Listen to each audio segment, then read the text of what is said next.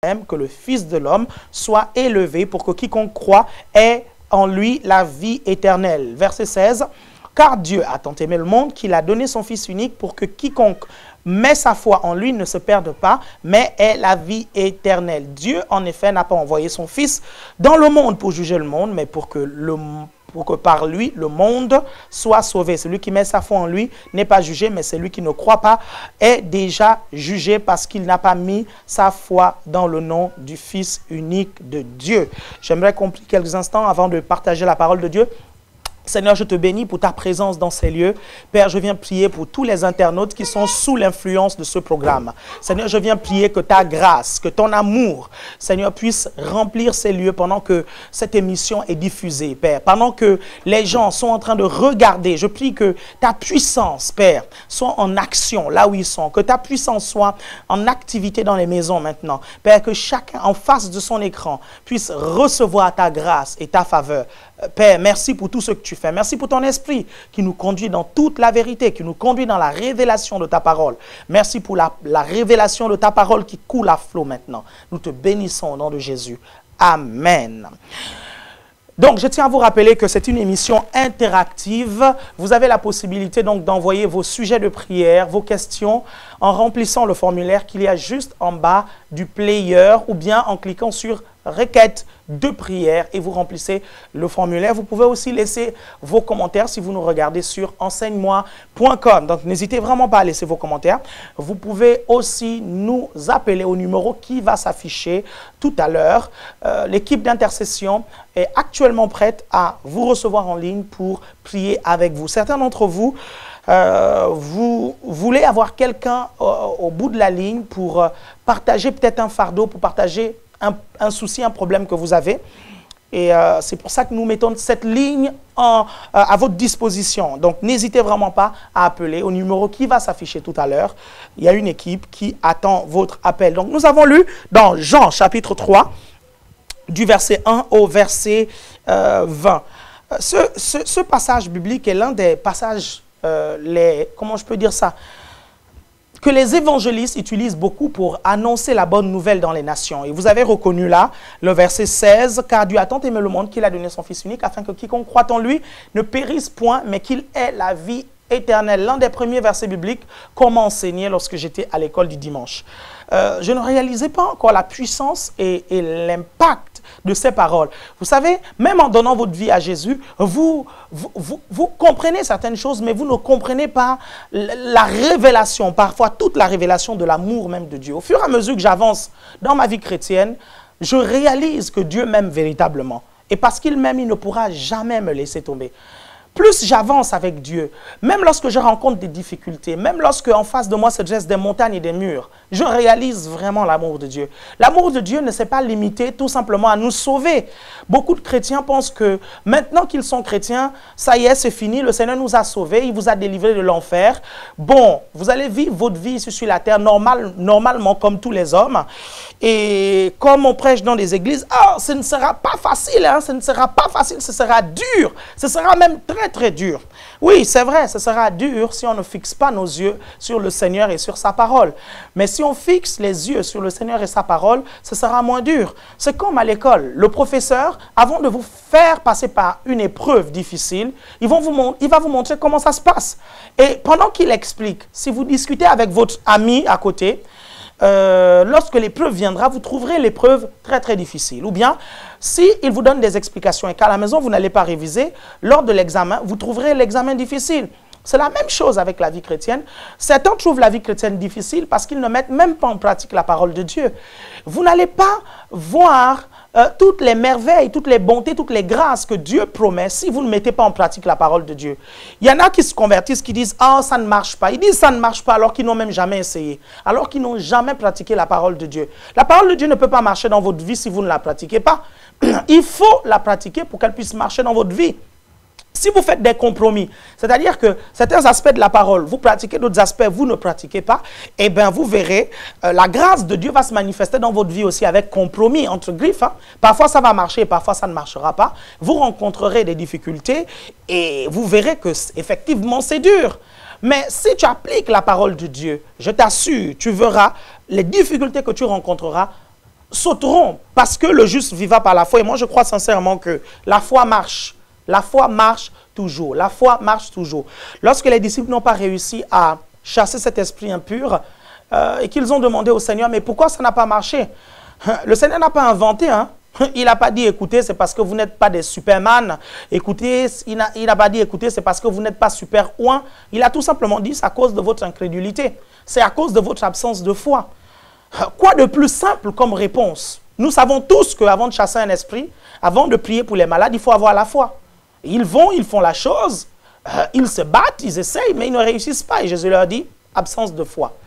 Donc, je pense qu'il y a des choses que les disciples n'ont pas captées. C'est le même problème avec beaucoup de chrétiens. Le passage que nous avons lu nous parle de la nouvelle naissance. Nicodème va venir voir Jésus. Nicodème est un docteur de la loi. Et vous devez comprendre, c'est quoi un docteur de la loi? C'est vraiment des spécialistes de la loi. Quand on parle des spécialistes de la loi, on parle des spécialistes juridiques et des spécialistes religieux, théologiques. Parce qu'à l'époque, on appelait ça le droit canonique. Quand on parle du droit canonique, on parle du droit élaboré par Dieu. Aujourd'hui, c'est, comment on appelle ça, l'Assemblée nationale qui fait les lois en France. Mais à l'époque, les lois qu'ils appliquaient, c'était des lois divines, c'était des lois que Dieu avait données à Moïse. Donc quand ils étudiaient ces lois, ils étudiaient le sens théologique et le sens juridique du terme. Le monsieur était docteur en droit. S'il faut transcrire cela à notre époque, il était docteur en droit et docteur en théologie. Donc il comprenait très bien les lois divines. Il comprenait bien, comme on peut dire, la parole de Dieu. Mais le monsieur va venir en cachette voir Jésus parce qu'il faisait quand même partie d'un parti qu'on appelle les pharisiens. Et ce parti-là n'aimait pas du tout Jésus-Christ. Donc il était obligé de venir en cachette. Il était intéressé. Il y avait quelque chose que Jésus avait que lui, il n'avait pas en fait.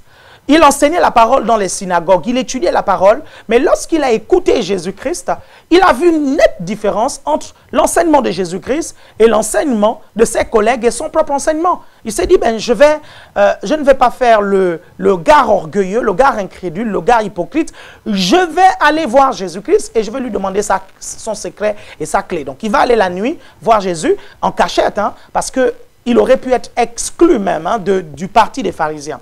Quand il commence à poser des questions à Jésus et Jésus lui dit, si tu n'es né d'eau et d'esprit, tu ne peux entrer dans le royaume de Dieu.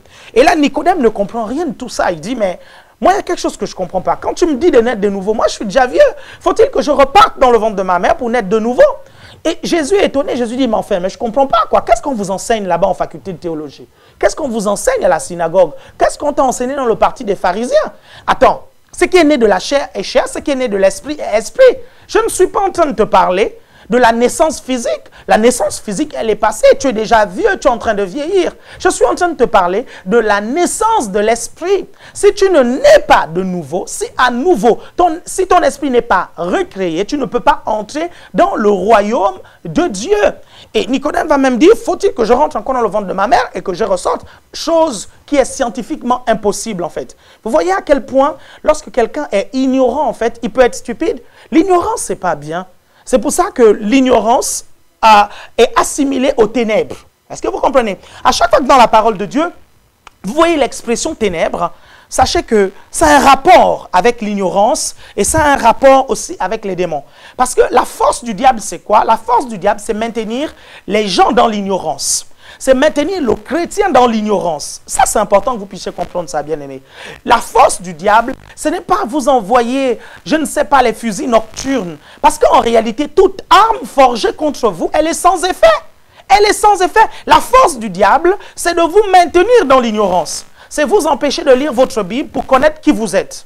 La force du diable, c'est vous empêcher d'étudier votre Bible pour voir ce que Dieu vous a donné, pour augmenter votre foi. C'est ça la force du diable. Et quand il le fait dans la vie d'un chrétien, il maintient le chrétien dans l'obscurité, même si aujourd'hui le chrétien est un fils de lumière. Donc à chaque fois que vous voyez le mot ténèbres dans la parole de Dieu, c'est un rapport avec l'ignorance et c'est un rapport avec les forces occultes, les forces du diable. À chaque fois que vous voyez lumière, c'est un rapport avec la vérité, c'est un rapport avec la connaissance, c'est c'est un rapport avec le monde même du royaume de Dieu. C'est la raison pour laquelle Jésus va dire, je suis la lumière du monde. Est-ce que vous comprenez? Il va dire, je suis le chemin, la vérité et la vie. La vérité et la lumière marchent ensemble. Parce que la connaissance, c'est quoi? La connaissance, c'est la vérité absolue.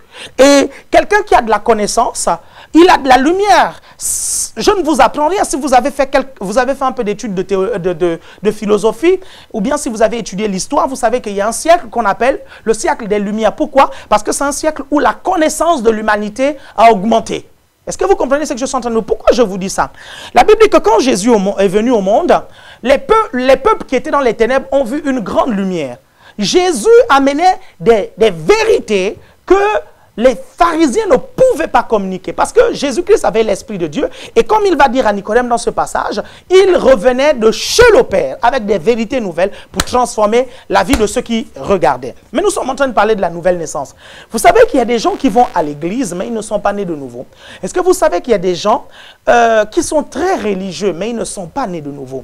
Quand je vous parle de nouvelle naissance, je ne suis pas en train de vous parler de la sanctification. Quand je vous parle de nouvelle naissance, je suis en train de parler de la recréation de votre esprit. Lorsque vous acceptez la parole de Dieu, la Bible dit dans Jean chapitre 1, le verset 12, « À tous ceux qui l'ont reçu, à ceux qui croient en son nom, elle a donné le pouvoir de devenir enfants de Dieu. » Ça, c'est ceux qui croient en la parole de Dieu. Leur esprit, ils acceptent la parole de Dieu et leur esprit est recréé. Quand je parle de recréation d'esprit, je suis en train de vous dire que votre ancien esprit n'existe plus. C'est un nouvel esprit qui vous est communiqué et vous devenez un nouveau type d'homme qui n'a jamais existé auparavant. C'est pour ça que la Bible va dire dans 1 Corinthiens 5, 17, si quelqu'un est en Christ, il est une nouvelle créature ou il est une nouvelle création. Les choses anciennes sont passées, voici toutes choses sont devenues nouvelles. Nouvelle création, en grec littéralement ça veut dire un nouveau type d'homme qui n'a jamais existé auparavant. Jésus va dire à Nicodème, écoute, si ton esprit n'est pas recréé, si tu ne nais pas de nouveau, tu ne peux pas entrer dans le royaume de Dieu. Et si tu n'entres pas dans le royaume de Dieu, si tu ne peux pas entrer dans le royaume de Dieu, tu ne peux pas bénéficier de tous les prérogatives du royaume de Dieu. La Bible dit que le royaume de Dieu consiste en quoi? Le royaume de Dieu consiste dans la paix, dans l'amour, dans la joie. Est-ce que vous comprenez? Toutes ces choses-là, tu ne pourras pas du tout bénéficier de ça parce que tu n'es pas né de nouveau. Est-ce que vous comprenez? J'étais en train de vous dire qu'il y a des chrétiens qui sont dans des églises qui ne sont pas nés de nouveau parce qu'ils n'ont jamais un jour accepté la parole de Dieu dans leur esprit. Quelqu'un qui est né de nouveau, ça se voit. Hein. Il y a une différence entre la personne avant et la personne après. Je ne suis pas en train de vous parler de la sanctification. Parce que la sanctification est un processus. Est-ce que vous comprenez? Et ce processus concerne ce qu'on appelle le salut de l'âme. Parce que lorsque vous naissez de nouveau, votre esprit est recréé, votre esprit est un nouveau type d'homme, le Saint-Esprit vient habiter dans votre esprit, mais votre âme reste le même et votre âme a besoin d'être renouvelée. C'est pourquoi la Bible dit, ne vous conformez pas au siècle présent, mais soyez transformés par quoi? Par le renouvellement de l'intelligence afin de savoir ce qui est bon, agréable et parfait. Et votre corps, il reste le même après la nouvelle naissance. Hein? Vous n'allez pas grandir plus que ça. Écoutez, si vous êtes encore à un âge où vous grandissez, vous allez grandir tout normalement après votre nouvelle naissance. Et après, arrivé à l'âge adulte, vous n'allez plus du tout grandir. Donc en réalité, la nouvelle naissance ne concerne pas du tout votre corps. Votre corps a besoin tout simplement d'être assujetti maintenant que vous êtes né de nouveau. Est-ce que vous comprenez ce que je suis en train de vous dire? C'est important que vous puissiez suivre ce que je suis en train de vous dire. Donc Jésus va dire à Nicodème, si tu ne nais pas de nouveau, tu ne vas pas entrer dans le royaume de Dieu. Donc, je vous ai expliqué que la nouvelle naissance vient en acceptant donc la parole de Dieu. La parole de Dieu va transformer votre esprit. Vous allez devenir un enfant de Dieu. Vous allez naître de nouveau. Vous allez être un nouveau type d'homme qui n'a jamais existé auparavant. À partir de ce moment, vous allez commencer à marcher par l'esprit. Parce que beaucoup de gens aspirent à marcher par l'esprit. Ils ne sont même pas d'abord nés de nouveau. On va voir, vous allez voir. Vous allez voir. Il y a des gens, en fait, qui ont grandi dans des églises. Il y a des gens qui ont toujours été religieux, qui ont toujours été des bons catholiques, par exemple, qui ont toujours été des dames de cœur, ou je ne sais pas, ou les frères de pique, ou je ne sais pas comment on appelle ça, chez les catholiques, ou les sarkistiques, je ne sais pas, bon, je n'ai pas été catholique, hein, donc je ne connais pas les noms, pardonnez-moi, hein, mais ils ont été très proches du prêtre. Est-ce que vous suivez? Ils ont été très proches du prêtre, mais seulement ils ne voient pas un changement entre leur soi-disant nouvelle vie et leur ancienne vie. Certains, tu leur demanderas même, mais quand est-ce que tu as accepté Jésus-Christ dans ta vie? Ils seront incapables de te dire. Incapables. Ils vont dire non, moi je suis né chrétien, j'ai toujours été chrétien. C'est là où vous reconnaissez que cette personne-là a un problème avec la nouvelle naissance. Parce que quand vous naissez de nouveau, vous pouvez identifier à peu près la période. Même si c'est arrivé de façon progressive, vous pouvez identifier la période. Identifier la période où ça s'est passé. Parce que vous voyez un net changement de votre vie en fait. Est-ce que vous suivez? Maintenant, je vous disais que la nouvelle naissance, elle est différente de la sanctification. La sanctification est un processus. Je vais vous parler de la sanctification tout à l'heure. Mais avant, j'aimerais vous parler du royaume de Dieu. Le royaume de Dieu, c'est quoi? Le royaume de Dieu, c'est le domaine de compétence de Dieu. C'est là où Dieu règne. Est-ce que vous comprenez? Et ça n'a rien à voir parfois avec quelque chose de physique. Ça a tout à voir avec l'influence que Dieu a dans la vie d'un individu ou dans un certain domaine. Est-ce que vous comprenez? Maintenant, ce royaume-là, c'est vous qui devez le manifester. C'est vous qui devez le rendre visible. Mais pour rendre visible ce royaume, vous devez naître de nouveau. Est-ce que vous comprenez? Comment rendre visible le royaume de Dieu? Parce que vous pouvez toujours annoncer aux gens que vous devez entrer dans le royaume de Dieu, vous devez vous convertir, vous devez donner votre vie à Jésus pour entrer dans le royaume de Dieu. Mais s'ils ne voient pas, si pour eux le royaume de Dieu ce sont des paroles, ils n'entreront jamais dans le royaume de Dieu. C'est pour ça que l'apôtre Paul dit, le royaume de Dieu ne consiste pas en paroles, mais il consiste en puissance. C'est pour ça que la Bible dit que ma parole et ma prédication ne reposaient pas sur des discours persuasifs de la sagesse humaine, mais sur une démonstration d'esprit et de puissance. La raison pour laquelle Nicodème est venu voir Jésus, c'est parce que Jésus manifestait les œuvres du royaume. La preuve, il va dire, je sais que tu viens de Dieu, je sais que tu viens du royaume de Dieu parce que personne ne peut faire les miracles que tu fais. Personne ne peut faire les guérisons que tu fais. Donc, certainement, tu viens du royaume. Donc, bien aimé, vous devez comprendre que vous allez annoncer le royaume de Dieu de la meilleure façon, c'est tout simplement en opérant des miracles, c'est en manifestant le royaume de Dieu, pas seulement en parlant. On a assez parlé dans nos églises, on a assez parlé dans notre famille, on a assez parlé avec nos amis. Maintenant, le temps est venu pour démontrer la puissance de Dieu. Et si vous êtes né de nouveau, cette puissance est disponible. S'il y a quelqu'un de malade dans votre famille, allez vers cette personne-là et priez pour cette personne-là. Croyez que le Seigneur intervient et vous verrez le Seigneur intervenir. Est-ce que vous suivez ce que je suis en train de vous dire? Le problème, c'est que parfois, on est allé prier, mais on ne comprend pas du tout comment la puissance de Dieu opère. Parfois, la puissance de Dieu opère de façon instantanée, mais parfois, la puissance de Dieu opère de façon progressive. Mais comme nous, à chaque fois qu'on va prier, on veut avoir parfois des résultats instantanés. Lorsqu'on allait prier, comme on n'a pas vu un résultat instantané, on se dit que la puissance de Dieu n'a pas coulé et qu'elle n'a pas agi. Et on commence à se remettre en cause. Est-ce que je suis véritablement un enfant de Dieu? Est-ce que j'ai véritablement l'onction? Est-ce que j'ai véritablement la foi? On commence à se poser un tas de questions et à la fin, on meurt dans le découragement. Non, non, non et non. Parfois, lorsque vous priez pour quelqu'un, la puissance de Dieu a été libérée. Et la puissance de Dieu est déjà en train d'agir. Laissez l'œuvre de Dieu agir. Ne tuez pas l'action du Saint-Esprit et l'action de la puissance de Dieu dans la vie de la personne en disant « Ah, ça n'a pas marché. » Tout simplement parce que vous n'avez pas vu des résultats instantanés. Lorsque Jésus a prié pour certains lépreux, qu'est-ce qu'il a dit? Il a prié, il y a un lépreux, il va prier, il va dire « Écoute, va te laver à la rivière Siloé. » Au moment où il a prié pour je ne sais pas si c'est le lépreux ou l'aveugle, non l'aveugle, Siloé c'est l'aveugle. Il va prier pour l'aveugle, il va dire va te laver à la rivière Siloé. Au moment où il a prié pour l'aveugle, est-ce que l'aveugle a vu? Non, l'aveugle n'a pas vu. Hein.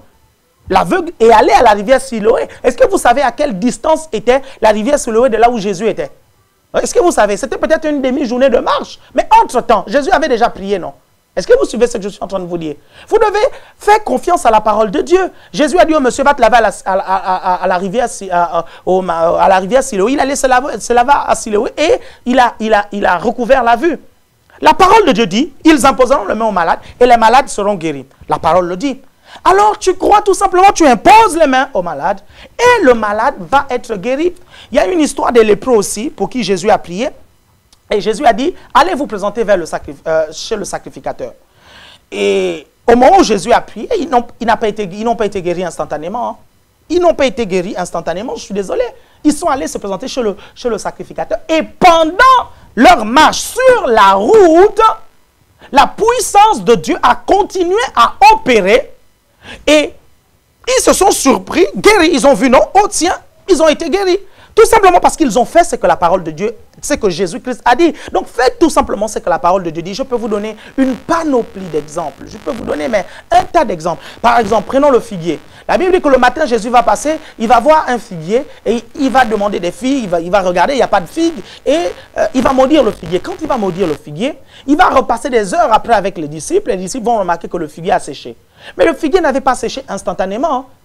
Est-ce que vous comprenez ce que je suis en train de vous dire? Donc, ce n'est pas parce que vous n'avez pas forcément de, comment on appelle ça, de résultats instantanés que cela veut dire forcément que la parole, que l'exercice du ministère que vous avez fait n'a pas marché. Est-ce que vous comprenez ce que je suis en train de vous dire? C'est une question de foi en la parole de Dieu. Lorsque Dieu dit quelque chose, ça marche toujours et toujours. Je vais vous prendre un exemple. Vous savez, une fois, je suis allé prêcher dans une église et j'ai appelé une sœur. Une sœur qui vivait dans un complexe d'infériorité. Et l'Esprit de Dieu m'a dit qu'elle allait se marier bientôt. Je l'ai appelée, je lui ai dit, sœur en Christ, tu vas te marier. Le Saint-Esprit me dit que tu vas te marier bientôt. Et j'ai prophétisé et voilà, c'est bon, j'ai continué à exercer mon ministère parce que très souvent, lorsque je prophétise sur les gens ou lorsque je prie pour les gens, honnêtement, bien aimé, je vous assure, je fais mon boulot. Je fais ma part. Le Saint-Esprit me parle, je dis ce que le Saint-Esprit m'a dit. Le reste, ce n'est pas mon problème. Le Saint-Esprit me demande de prier pour quelqu'un, je prie pour la personne. Le reste, ce n'est pas mon problème. Je ne travaille pas pour ma gloire, je ne travaille pas pour mon business, je travaille pour la gloire de Dieu, je travaille pour le business de Dieu. Donc quand Dieu me parle, je fais. Donc je prophétise et après, je ne contrôle même pas si la prophétie s'est accomplie ou pas. Parce que, vous savez, parfois, on peut prophétiser sur 10, 20 personnes en une seule soirée, en une seule réunion. Et on peut avoir plusieurs réunions. Donc, on ne va pas retenir et surveiller pour voir si la prophétie s'est accomplie. Donc, à un moment donné, j'ai dépassé ce stade où je surveille les prophéties dans les vies des gens. Donc, j'ai parlé et j'ai prophétisé sur la sœur. Et il y a 3-4 semaines, je suis reparti prêcher dans une église. La sœur est venue me voir à la fin, elle me dit, pasteur, est-ce que vous vous rappelez de moi? Je dis, oh, mais enfin, je ne sais pas, dis-moi toujours. Elle me dit, pasteur, quand vous étiez venu en 2008, je pense, en 2008, vous avez prophétisé sur moi en juin 2008. Et vous avez dit que, juin 2008 ou 2007, non, juin 2008. Et vous avez dit que j'allais me marier. Pasteur, honnêtement, quand vous avez prophétisé, je ne croyais pas. Je ne croyais pas du tout parce que... Voilà, je ne me trouvais pas belle, je me disais non, qui va m'épouser? Franchement, j'ai tout simplement pris comme ça. Il dit, pasteur, vous avez prophétisé en juin, en décembre, j'ai rencontré l'homme et aujourd'hui, on est mariés. Et elle m'a présenté son monsieur. Elle a appelé le monsieur et j'ai fait la connaissance du monsieur. Voyez-vous, quand vous libérez la parole de Dieu, vous la libérez tout simplement avec foi. Vous savez qu'il y a des hommes de Dieu qui entendent véritablement la voix de Dieu. Mais lorsqu'il libère cette parole, il ne la libère pas avec foi. Et du coup, la parole perd de la puissance et elle tarde à s'accomplir ou bien elle rencontre des obstacles avant de s'accomplir ou bien tout simplement elle ne s'accomplit pas. Parce que dès le moment où vous recevez la parole et que vous la libérez avec incrédulité, cette parole perd de la puissance, même si c'est une parole qui vient de Dieu. Je ne sais pas si je suis en train de vous apprendre des choses, mais ce que je vous dis, c'est réel. Parce que vous devez, bien aimé, avoir confiance en ce que Dieu vous dit. Lorsque vous libérez une parole sur quelqu'un, vous croyez sincèrement que le Seigneur a parlé. Bon, on passe les, comment on appelle ça, les « et si je me trompais, et si ceci, cela », bon, on passe tout ça en fait. On suppose que vous êtes déjà arrivé à un niveau où vous savez clairement entendre la voix de Dieu et que vous avez une véritable onction prophétique. Donc, manifestez les œuvres du royaume, comme je vous ai dit. C'est important que vous puissiez naître de nouveau. Les signes de la nouvelle naissance. Quels sont les signes de la nouvelle naissance dans la vie d'un individu? Premièrement, les signes de la nouvelle naissance, ça va être déjà le changement. Le premier signe, c'est le changement. Le changement intérieur que tu ressens. Est-ce que tu sens que tu es un enfant de Dieu? La Bible dit, l'Esprit de Dieu rend témoignage à mon esprit que je suis un enfant de Dieu. L'Esprit de Dieu doit rendre témoignage à ton esprit que tu es un enfant de Dieu. Je ne suis pas en train de te dire que l'Esprit de Dieu doit rendre témoignage à ton esprit que tu es parfait. C'est pas ça. Je ne suis pas en train de vous parler de ça. Je suis en train de vous parler du fait que vous êtes un enfant de Dieu. Le Saint-Esprit au-dedans de vous, il vous fait comprendre que vous êtes un fils de Dieu. Est-ce que vous comprenez? Vous le comprenez, intérieurement, vous le ressentez. Vous sentez que vous êtes sauvé. Vous avez ce qu'on appelle l'assurance de votre salut. L'assurance de votre salut, ce n'est pas quelque chose que vous allez fabriquer comme ça. C'est quelque chose qui est intérieur, en fait. Ça, c'est le premier signe. Le deuxième signe, c'est le changement dans votre vie. Quand je parle de changement, je parle de vos tendances. C'est-à-dire que désormais, pour vous, le péché, vivre dans le péché, ça vous embête. C'est-à-dire que lorsque vous vivez dans le péché, ou lorsque vous tombez dans le péché, vous êtes dérangé, vous êtes embêté. Vous êtes vraiment dérangé au-dedans de vous. Il y a quelque chose qui vous embête en fait. Ça veut dire qu'au-dedans de vous, il y a l'Esprit de Dieu qui vous sanctifie, qui aime la sainteté, qui veut que vous puissiez vivre dans la consécration, qui va créer en vous ce malaise lorsque vous avez péché. Pourquoi? Parce que quand quelqu'un est de nouveau, cette tendance se... Comment je peux dire ça? Se tourne, simplement dit. Avant que vous ne naissiez de nouveau, vous tendez vers le péché. Mais quand vous naissez de nouveau, désormais, vous tendez vers la sainteté. Est-ce que vous comprenez? Le troisième signe de la nouvelle naissance, c'est tout simplement la présence de Dieu. Bon, ça rejoint un peu le fait que le Saint-Esprit atteste dans votre esprit que vous êtes enfant de Dieu. Mais la présence de Dieu, est-ce que vous la ressentez intérieurement? Elle se manifeste par une paix qui surpasse toute intelligence. Voyez-vous, il y a des gens avant qu'ils ne naissent de nouveau, ils n'avaient pas la paix. Ils avaient un vide au-dedans d'eux. Ils ne savaient pas d'où venait ce vide-là, mais le jour où ils ont entendu l'évangile, ils ont compris que ce vide-là, c'était Dieu qui devait le combler. Et dès le moment où ils ont accepté la parole de Dieu, ils ont accepté le Seigneur, ce vide a été comblé. Et ils marchent dans la paix de Dieu. Et à chaque fois qu'ils prient, ils ressentent la présence de Dieu. À chaque fois qu'ils prient, ils ressentent cette présence. Elle vient, elle remplit leur cœur. Et ils la ressentent. Est-ce que vous suivez? Savez-vous que les musulmans prient? Je suis impressionné par la façon dont les musulmans prient. Impressionné. Ils prient, je ne sais pas, 3 fois par jour ou 5 fois par jour, je ne sais pas. Et ils vont prier tout le temps. Un bien-aimé musulman, si c'est un routier, quand c'est l'heure de la prière, il gare sa voiture à côté, il installe sa natte ou je ne sais trop quoi. Il s'en fout de qui est en train de passer et il commence Allahu Akbar, il fait son truc. Est-ce que vous comprenez? Mais croyez-vous qu'ils ressentent vraiment la présence de Dieu? Croyez-vous qu'au-dedans d'eux, ils ont la paix qui surpasse toute intelligence que seul le Seigneur Jésus peut donner? Croyez-vous en cela? Non, je ne pense pas. Vous qui êtes nés de nouveau, lorsque vous priez, vous devez avoir la paix de Dieu. Une paix qui surpasse toute intelligence. Le quatrième signe que vous êtes, le quatrième signe que j'aimerais vous donner, c'est le baptême du Saint-Esprit. Quand vous êtes nés de nouveau, vous devez rechercher le baptême du Saint-Esprit. Et lorsque vous recherchez le baptême du Saint-Esprit, bien aimé, en principe, étant né de nouveau, ça vous qualifie automatiquement au baptême du Saint-Esprit. Quelqu'un me suit ici? Est-ce que vous me suivez? Vous êtes toujours devant votre écran. Vous n'êtes pas allé éteindre le feu, la marmite au feu. Vous n'êtes pas allé... restez là, ne bougez pas.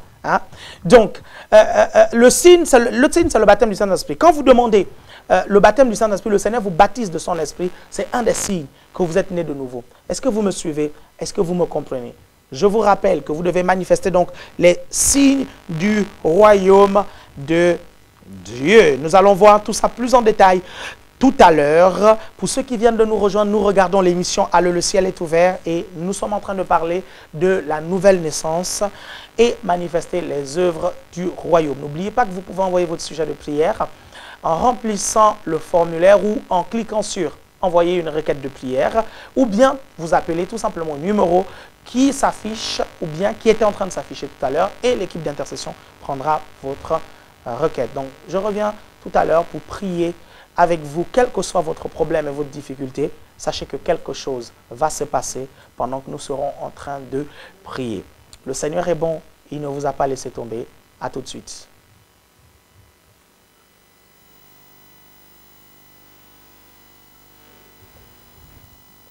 Il y aura des temps difficiles.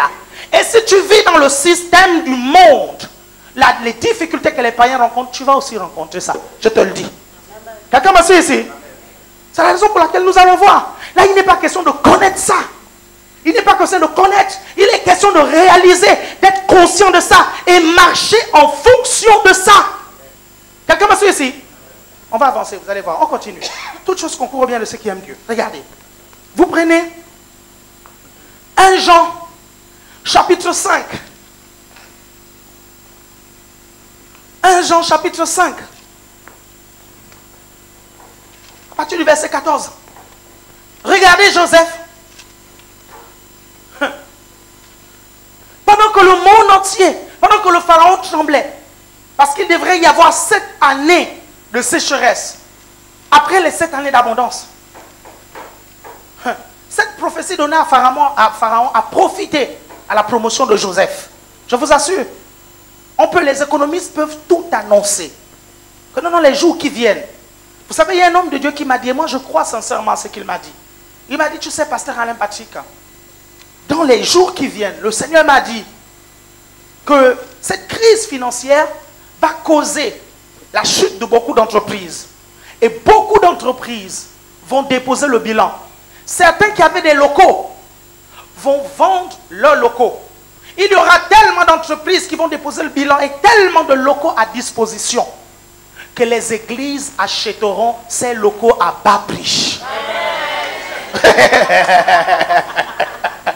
Est-ce que vous m'entendez? Est-ce que vous me comprenez? Les hommes tremblent quand ces choses-là arrivent. Mais nous, on sait très bien que nous, notre compte n'est pas au CIC.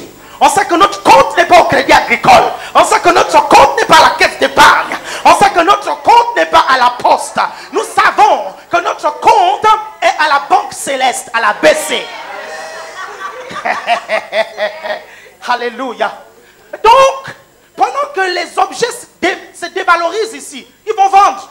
Et nous, on va acheter un truc qui vaut 4 fois plus que ce qu'on va acheter. Je vous assure. C'est-à-dire qu'ils vont vendre ça 4 fois moins. Est-ce que vous comprenez ce que je suis en train de vous dire? Ça va nous profiter. Ne tremblez pas, bien-aimés. Ceux qui tremblent à cause de la crise, c'est ceux qui ne sont pas conscients que toute chose concourt au bien de ceux qui aiment Dieu. Quelqu'un me suit ici? Vous savez, hein, même si on vous a viré dans votre travail, vous ne savez pas, bien-aimés, que ce soit par jalousie, que ce soit par complot, qu'on vous a viré de votre travail. J'aimerais vous dire qu'on vous a viré de votre travail parce qu'il y a un travail de salaire supérieur qui vous attend quelque part. Quelqu'un me suit ici? Vous savez, parfois les chrétiens, Dieu a besoin de leur mettre un coup de pied aux fesses pour qu'ils quittent de là. Si tu dis à un chrétien, démissionne là où tu es parce que tu ne gagnes pas assez pour financer le royaume de Dieu. Il va dire, non, démissionner, je veux faire comment? Non, je veux vivre comment? Il sait très bien. Il sait très bien que ça fait des années qu'il est là. Il est l'esclave de ce monsieur-là. Il est là, même pas une augmentation de 10 euros. Même pas, pendant des années, il est là, il travaille, il bosse. Et il a senti parfois le désir d'aller travailler ailleurs. Il dit, non, j'ai peur. Non, j'ai ceci. Et il va commencer à créer des embrouilles entre vous et la secrétaire personnelle du patron. Il va commencer à créer des embrouilles entre vous et le monsieur du bar. Il va commencer à créer des embrouilles entre vous et vos collègues. Tu ne comprends pas. Le matin, tu te réveilles, tu as une boule au ventre, tu dis, oh mon Dieu, je vais encore aller là-bas. Et à la fin, tu...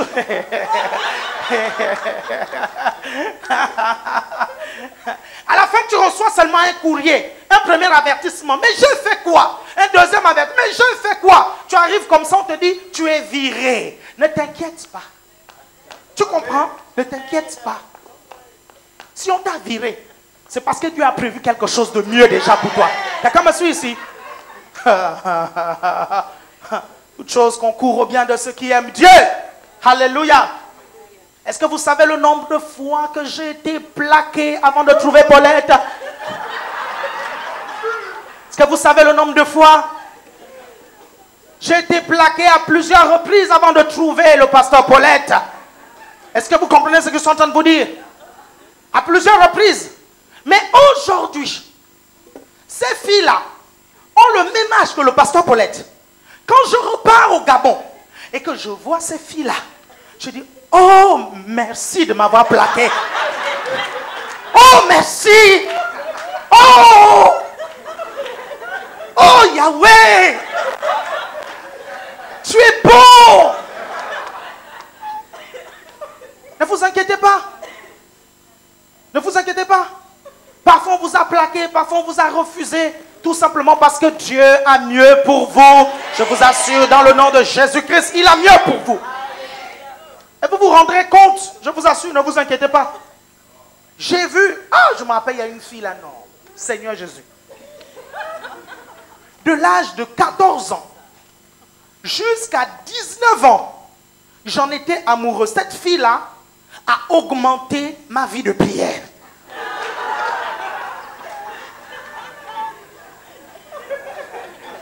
Vous savez, quand vous êtes amoureux et que vous devez prier pour la personne pour qui vous êtes amoureux, je vous assure, avec plaisir, vous passez 4 heures de temps dans la prière. changez même les parlants en langue. Indo, bobo, chika, baba, hey, yaoui, chami, mami, oche, mama. Vous allez même vous tomber dans le lingala. Oh, Nazali, namute, ma pembe. Hey, hey, wow. Vous qui ne parlez pas, vous vous retrouvez en train de parler même allemand. Là, votre esprit bouillonne. 4 ans, 5 ans, jusqu'à l'âge de 19 ans, à un moment donné, quelque chose me dit non. J'ai rempli les cahiers, j'avais 3 cahiers. 3 cahiers. Remplis de promesses entre griffes divines. Là, vous recevez tout. Je mettais dedans 3 cahiers. Vous marcherez ensemble dans les nations, main dans la main. À 19 ans, j'ai réalisé. Je me suis dit non, il y a quelque chose qui ne va pas. Parce que vous savez, la fille ne me laissait aucune chance même de croire que c'était possible. Il fallait y aller pendant ça. Quand j'ai dit aucune chance, certains d'entre vous, vous avez même la grâce de parler à cette personne-là. Mais elle, quand je venais, je m'asseyais là, elle se levait, elle partait ailleurs. Je vous assure, bien-aimé, je connaissais chez elle. Quand j'arrivais chez elle, je venais lui rendre visite. Dès que je venais, elle s'habillait, elle sortait, elle me laissait avec son frère, elle me laissait avec sa soeur. Et je regarde vraiment là, sa soeur, je dis, pourquoi elle me fait ça? J'ai attendu 5 ans. Après, à l'âge de 19 ans, à l'âge de 19 ans, je me suis arrêté. Je dis non, Alain Patrick, ça fait 1 an que tu es sorti de l'adolescence. Ça fait 5 ans que tu crois que cette fille-là, c'est la fille de ta vie. Mais elle ne te regarde même pas. Elle te démontre par A plus B qu'elle ne veut même pas de toi. À partir de ce moment-là, je vous assure, j'ai dit, Seigneur, qu'il pleuve, qu'il neige, je dois oublier cette fille. Oublier, je vous assure. Là, pour oublier cette fille, le parler en langue change. Tu es maintenant dans un parler en langue de guerre.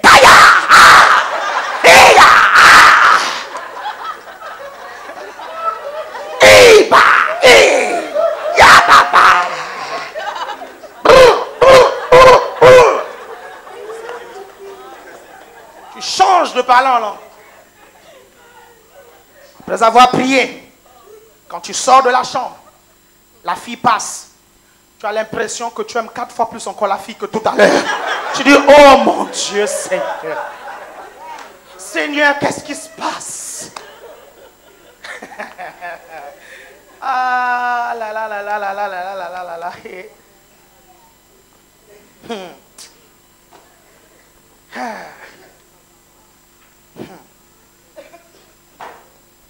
Et quand je suis venu en France, mon Dieu, Dieu merci. Dieu merci. Je vous assure, Dieu merci. 1 million d'habitants, le Gabon. À l'époque, 400 000 habitants à Libreville. Vous comprenez? Les deux extrêmes, extrêmement pauvres ou extrêmement riches. Vous savez ce qui se passe quand c'est comme ça? Les filles pauvres ne sortent qu'avec les mecs riches. Donc si toi tu es pauvre, tu viens la draguer, tu peux tout dire, tu peux venir tout faire. C'est ton portefeuille qui te rendra beau. Donc si le portefeuille est vide, rien à faire. Tu peux toujours tout dire, tout dire. Et quand tu vois le gars venir, un gars venir, il gare sa voiture, tu trembles tout seul. Parce qu'il a garé la voiture, toi tu es là fauché. Tu peux avoir un physique athlétique comme quoi, je t'assure. Si tu n'as pas le porte-monnaie, tu vois le gars descendre.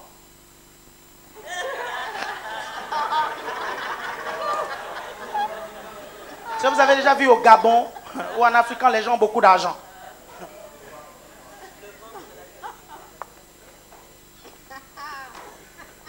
Béni soit le Seigneur, parce que quand Paulette est passée seulement, je l'ai regardé. J'ai dit, effectivement, voici la chair de ma chair et l'os de mes os. Je vous assure. Je vous dis, 2 semaines plus tard, moi je lui ai dit, je n'ai pas tergiversé. Je lui ai dit, toi, tu vas être la femme de ma vie. Elle me dit, ah bon, tu es si sûr que ça? Je suis certain. Là, tu parles plus comme un blanc. Tu ne dis plus certain. Tu dis certain. Toute chose concourt au bien de ceux qui aiment Dieu. Donc ne vous inquiétez pas, ce n'est pas grave. S'il est parti, laissez-le partir. Si elle est partie, laissez-le s'envoler, même en avion, qu'il parte. Tu comprends? Accompagne-le même à l'aéroport. Tu prends les bagages. Pars. Tu libères la place pour quelqu'un de mieux.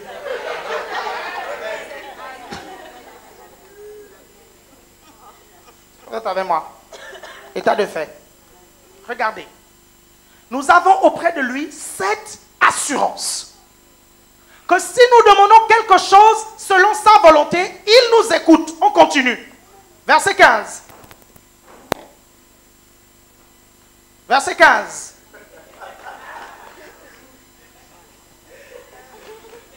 Verset 15. L'ordinateur a bugué. Bon, c'est pas grave. On va continuer. Bon. 1 Jean chapitre 5 à partir du verset 14.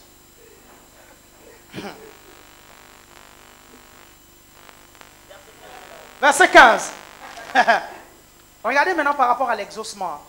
Et c'est là la différence entre vous qui êtes exaucés et vous qui n'êtes pas exaucés. C'est là. Dès le moment où vous avez fait la prière, quel est votre état d'esprit? Quel est votre état d'esprit dès le moment où vous avez fait la prière? J'ai l'habitude de dire, est-ce que la prière pour vous c'est une loterie? C'est-à-dire que parfois ça marche, parfois ça ne marche pas. Le jour où ça marche, tu en fais un grand témoignage. Tu sais quoi? Tu ne peux pas imaginer. Tu ne peux pas imaginer quoi? La Bible dit que si tu pries longtemps, tu veux quoi encore? Regardez ce qu'il dit. Il dit, et si nous savons, Oïda, si nous sommes conscients, pas seulement le simple fait de savoir, si nous sommes conscients, si nous réalisons qu'il nous écoute, quelque chose que nous demandons, quel que soit ce que nous demandons, nous savons, nous sommes conscients, nous réalisons que nous possédons la chose que nous lui avons demandée. C'est bien beau de savoir que Dieu exauce les prières. Vous tous, vous le savez, vous êtes chrétiens. On le sait depuis le jeune âge, lorsqu'on va à l'église catholique. Mais c'est une autre chose, après avoir dit Amen, d'être conscient maintenant que Dieu a entendu votre prière. Et parce qu'il a entendu votre prière, il vous exauce. Certains d'entre vous, vos prières ne sont pas exaucées parce que vous ne connaissez tout simplement pas les mécanismes de la prière. Vous ne comprenez pas comment la prière fonctionne.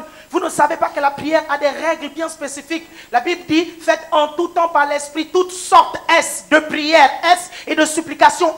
Ça veut dire quoi? Ça veut dire qu'il y a plusieurs sortes de prières en fonction des besoins que vous rencontrez. Est-ce que vous comprenez? Ou en fonction des situations que vous avez, la prière ne va pas être la même. C'est pour ça que la Bible va parler de la prière de la foi. Cette prière-là a des règles bien précises. Est-ce que vous comprenez? La Bible va parler de la prière de consécration, la prière de supplication, la prière, plusieurs types de prières. La prière a des règles. Elle a des règles. La prière de la foi, ça ne se fait pas deux fois. Ça se fait une seule fois. Tu pries, tu demandes, tu t'arrêtes et puis c'est fini. Point final. Tu ne viens pas tout le temps saouler les oreilles du Seigneur. Tout le temps, tout le temps, tout le temps, tout le temps, tout le temps, tout le temps. Et occuper le réseau aux gens qui ont besoin du réseau. Libère le réseau. Libère. Il a déjà écouté. Il n'est pas aveugle. Non. La main de l'Éternel n'est pas trop courte pour agir, ni son oreille trop dure pour entendre. Mais ce sont vos crimes et votre faute. Gloire à Dieu. Qui mettait au passé, qui mettait une séparation entre vous et votre Dieu. Pourquoi? Parce que cette séparation, Jésus-Christ l'a comblée déjà à la croix de Golgotha. Quelqu'un me comprend ici? Le péché n'est plus un problème à l'exaucement. Est-ce que vous m'entendez? Alors quand vous priez, ne pensez pas à toutes les bêtises que vous avez faites dans le monde. Ça n'a rien à voir avec votre sainteté. Ça n'a rien à voir avec vos œuvres. Ça a tout à voir avec ce que Jésus-Christ a fait à la croix de Golgotha pour vous. Parce qu'il vous aime, il va vous exaucer. Beaucoup d'entre nous ici, si Dieu regardait seulement nos actions, jamais. Il n'allait même pas nous écouter. Même pas. Mais s'il prend la peine de nous écouter, c'est à cause de ce que Jésus a fait. Parce que tu es identifié avec Christ. Quand Dieu te voit, il voit Christ en même temps. Quelqu'un me suit ici? La Bible dit que celui qui est uni avec Christ est un seul esprit avec Christ. Quelqu'un me suit ici? Oh mon Dieu. Quand nous demandons quelque chose à Jésus-Christ, quand nous demandons quelque chose au Père, ne pensez pas, et ça vous devez le réaliser, que ça quitte le stade de connaissance, vous réalisez, vous vivez avec ça.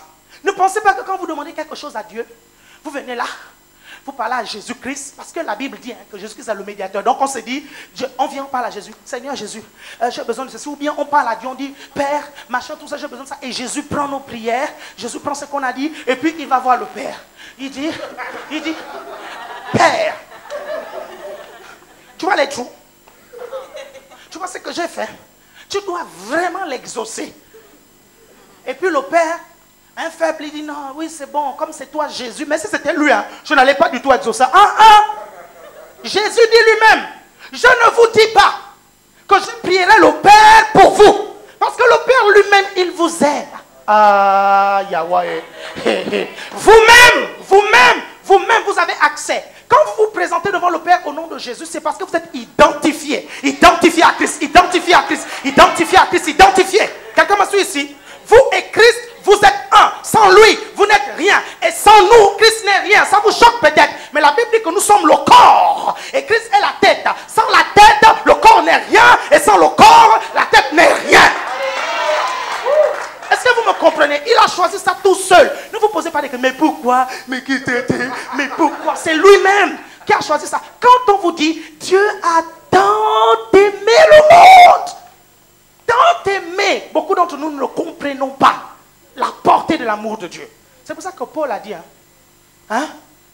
qu'il faut qu'il prie pour que vous compreniez la longueur, la largeur, la hauteur et la profondeur. Parce que beaucoup ne comprennent pas. Ils ne comprennent pas. Pourquoi quand tu te présentes devant... Vous regardez l'émission, allô, le ciel est ouvert. Je vous parlais des œuvres du royaume de Dieu. N'hésitez vraiment pas à envoyer vos sujets de prière. Nous allons prier pour vous, quel que soit le sujet. On aimerait vous éclairer selon les Saintes Écritures. Vous savez, il y a des gens qui envoient des sujets de prière et ces personnes-là ne sont pas éclairées. Je vous prends un exemple. Lorsque j'étais jeune, un jour j'ai fait une prière et des internautes parfois nous envoient ce type de sujet-là.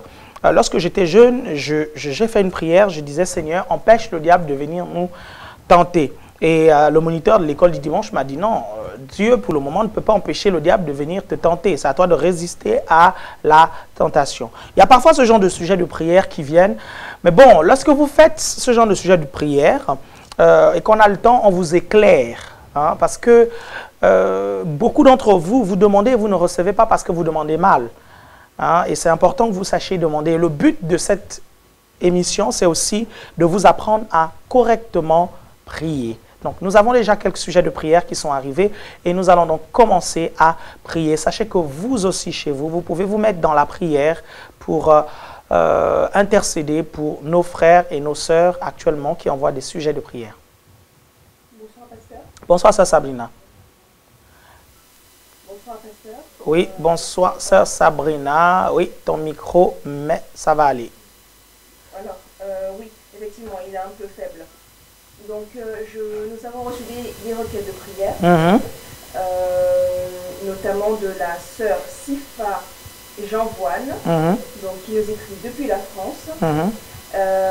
Elle aimerait que nous puissions prier pour son fils qui a 7 ans. Donc elle ne nous donne pas son prénom. Elle nous dit simplement que son fils, il a 7 ans, il ne parle toujours pas, mais il n'est pas autiste. Cependant, donc, il fait des crises de colère quand il souffre beaucoup lorsqu'il n'arrive pas à se faire comprendre. Donc elle est à bout, elle est anéantie par cette situation. Elle est anéantie par cette situation. Bon, pendant qu'on règle le microphone de la sœur Sabrina, voilà, ok. Elle est anéantie par cette situation. Donc, elle aimerait que nous puissions prier pour son fils. D'accord, très bien. Sœur, avant de prier pour votre fils, j'aimerais vous donner 2 conseils. Le premier conseil, c'est voir des spécialistes. Voir des spécialistes, c'est déjà bien en fait qu'il ne soit pas déclaré autiste, ça c'est vraiment bien. Voir, je ne sais pas, un psychologue pour voir un peu ce qu'il a vécu dans son enfance, ce qui l'embête. Maintenant, si vous avez fait tout ça, moi je crois que les psychologues peuvent à leur niveau apporter certaines solutions. Mais pas toujours, pas toujours parce qu'il y a des solutions qui sont purement spirituelles. Et là, ce n'est pas d'un psychologue dont vous aurez certainement besoin d'un homme de Dieu qui a une onction. Donc peut-être que, sœur en Christ, vous avez fait tout ça et actuellement vous tournez vers nous parce que vous voulez que le Seigneur puisse faire quelque chose. Si vous êtes en France, si vous êtes pas loin de l'île de France, j'aimerais vraiment vous conseiller de venir à un de nos services. On a justement un service de guérison dans quelques semaines. Je pense que c'est le dernier dimanche du mois de mars. La semaine prochaine, le jeudi prochain, je vous donnerai la date exacte parce que le jeudi prochain, le spot de ce service de guérison commencera. Je vous invite vraiment, sœur en Christ, je vous invite à amener votre fils. Nous allons vraiment lui imposer les mains. On va prier maintenant et chasser cet esprit de mutisme parce que c'est un esprit sourd et muet qui essaye d'attaquer votre enfant. Mais je crois au nom de Jésus que vous avez la victoire. Sœur en Christ, gardez la foi. Ne vous laissez pas décourager ou ne voyez pas un avenir sombre pour votre enfant. Je crois sincèrement que le Seigneur a un plan pour lui et le Seigneur va intervenir. Continuez à prier pour lui, continuez à confesser la parole de Dieu sur sa vie et je suis convaincu que le miracle va se faire. On va prier pour vous maintenant. Si vous avez votre fils à côté et que vous pouvez le prendre avec vous, nous allons prier maintenant. Si vous ne pouvez pas le prendre, ce n'est pas bien grave, on va prier quand même. Maintenant, là où vous êtes, vous pouvez fermer vos yeux, courber votre tête. Nous allons prier. Seigneur, je te bénis pour ma soeur. Merci pour le courage qu'elle a eu, Seigneur, d'envoyer sa requête de prière. Père, je viens prier pour son fils. Esprit de mutisme, au nom de Jésus-Christ, je t'ordonne de libérer la vie de cet enfant. Père éternel, je prie que ta main soit sur cet enfant et qu'il soit totalement libre, ô Dieu. Seigneur, il y a peut-être des choses qui l'ont traumatisé. Je prie au nom de Jésus que tu lui apportes la liberté. La Bible déclare que si le Fils vous a franchi, vous serez réellement libre. C'est pour ça que je prie, Seigneur Jésus, que ta main soit étendue sur lui. Toi qui as guéri des sourds, toi qui as guéri des muets, toutes ces personnes-là, Seigneur, par ton toucher, tu les as guéris. Père, merci, parce que ton esprit est maintenant là où ce jeune garçon est. Père, merci, parce que ton esprit redonne la parole à ce jeune garçon. Dans le nom de Jésus-Christ. Père, je prophétise un avenir fait d'espérance pour ce garçon. Père, je prophétise au nom de Jésus-Christ la vie de Dieu dans sa vie. Père, je prophétise que l'Esprit de Dieu le transforme littéralement. Merci Seigneur, parce que je crois que sa 8e année ne sera pas atteinte dans cet état. Père, merci parce que tu interviens maintenant. Nous avons vu tout à l'heure que nous pouvons te faire confiance pour démontrer le royaume de Dieu. C'est pourquoi Seigneur, nous prions que ton esprit manifeste le royaume dans la vie de ce garçon. Nous le bénissons au nom puissant de Jésus-Christ. Amen. Sœur en Christ, si vous pouvez venir au service de guérison, la semaine prochaine je vous donne la date, mais je pense que c'est le dernier dimanche du mois de mars. Hein, le dernier dimanche du mois de mars. Si vous pouvez venir, je vais vous imposer les mains. Et vous savez, c'est important de libérer une parole prophétique. La parole prophétique va libérer la destinée d'un individu. Il y avait un homme qui s'appelait Elkana et il avait 2 femmes. La première s'appelait Anne, la deuxième s'appelait Pénina. Et Anne ne pouvait pas enfanter. La Bible dit que Anne cherchait un enfant et Elkana était harcelé par Pénina parce que Anne ne pouvait pas faire des enfants. Et Elkana était dans une situation embêtante. Anne aussi était dans une situation embêtante parce que elle vivait la frustration à cause de cette stérilité. Donc c'est comme ça qu'un jour elle allait au temple et elle a commencé à pleurer, elle a commencé à pleurer, elle a commencé à pleurer, elle a fait un vœu. Elle a dit, Seigneur, si tu me donnes un enfant, je te le consacrerai. Et l'homme de Dieu qui était là, Élie, a entendu Anne pleurer. Et Anne pleurait vraiment, je ne sais pas, comme quelqu'un qui était ivre. Et Élie s'est approché, le sacrificateur Élie s'est approché de Anne. Au départ, le sacrificateur Élie s'est énervé. Il a dit, mais attends, mais comment tu peux venir ivre dans la maison de Dieu? Et Anne va dire, non, ta servante n'est pas ivre. Elle est juste peinée par sa situation, par sa stérilité. Elle prie le Seigneur pour que le Seigneur puisse lui donner un fils. Élie va dire quelque chose, je pense, qui va libérer une grâce dans la vie de Anne. Élie va parler, il va dire, quelque chose comme qu'il te soit fait selon ta prière, que le Seigneur entende ta prière. Et quelques mois après, Anne est tombée enceinte et elle a mis au monde Samuel, le prophète Samuel que vous connaissez. Il a fallu qu'un homme de Dieu puisse parler pour que Anne puisse mettre au monde. Parfois, on a besoin qu'un homme de Dieu, quelqu'un qui est oint, puisse libérer la parole prophétique sur un individu pour que la situation puisse se débloquer. Donc, n'hésitez vraiment pas à vous déplacer lorsqu'on vous invite à un service de guérison. N'hésitez pas à vous déplacer, bien-aimés, pour recevoir la guérison parce que pendant ces moments-là, il y a véritablement une atmosphère de miracle et de guérison. Le dernier service de guérison que nous avons fait, c'était le 11 novembre 2011, le 11-11-11. Et cette date-là n'arrive que tous les 600 ans et quelques. Et nous avons donc passé toute la nuit de 21h jusqu'à 6h du matin dans la présence de Dieu. Vous savez, on a eu vraiment des miracles au-delà de toute attente, je vous assure. Les gens se sont déplacés de toute l'île de France, d'autres se sont déplacés même des coins de la France qu'on n'imaginait même pas pour venir recevoir leur guérison. Et il y a des guérisons en fait qui m'ont marqué ce jour-là. Le premier type, c'est quelqu'un de notre église. Nous ne savions pas en fait qu'il avait un cancer généralisé. Et il est venu à cette réunion. Et j'ai libéré une parole de connaissance. Et là où il était, il a reçu cette parole de connaissance comme étant la sienne. Le lendemain, il allait vérifier. Son médecin a fait les examens. Et son médecin s'est rendu compte que les choses étaient rentrées dans l'ordre. Il allait revérifier encore auprès d'un autre médecin. Le cancer avait totalement disparu. Il avait été ce jour-là totalement guéri. Une semaine plus tard, il est venu témoigner à l'église. Un autre témoignage qui m'a marqué, c'est un jeune garçon qui revenait du Cameroun en passant par Madrid. Il venait pour faire du football et il avait un problème au genou. Il avait vraiment une douleur atroce au genou.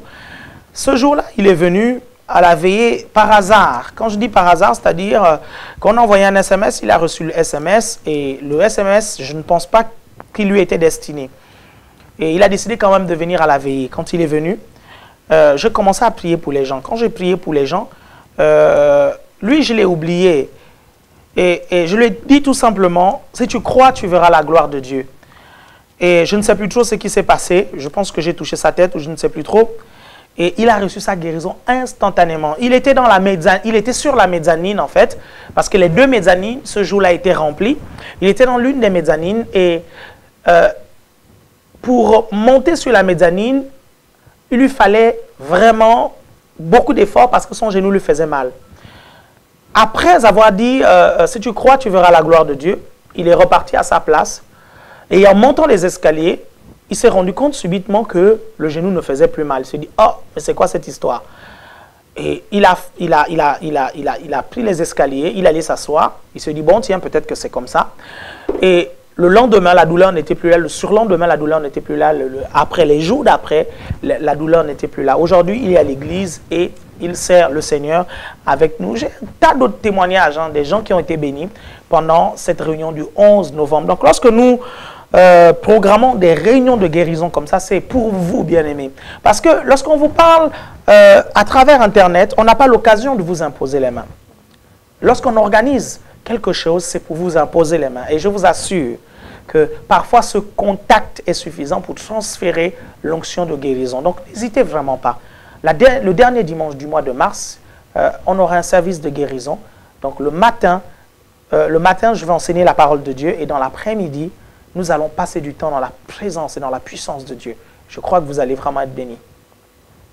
Un autre sujet de prière, sœur Sabrina? Oui, pasteur. Oui. Alors, la sœur Jeanne aimerait que nous puissions prier pour son père.